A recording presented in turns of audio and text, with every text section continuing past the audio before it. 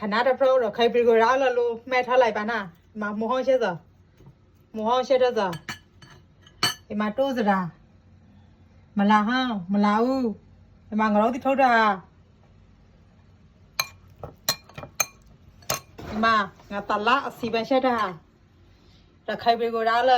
ပုံစံမျိုးနဲ့ပါနာမကေရာကြကေငါညိုးစီထားစောစီထားကစီကကုံလို့စီကနည်းနည်းရှိပဲဟဲ့ငါငေါချက်ပဲဟာစီညောလိုက်ဖို့ဒီတဲ့ဖက်လို့စီကုံလို့စီနည်းနည်းရှိနေ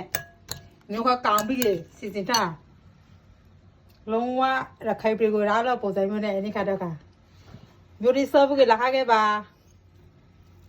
ဘဝကလည်းလုံးဝစပယ်ရှယ်ဖိုင်ရင်တလားညမွန်တစီစလာတော့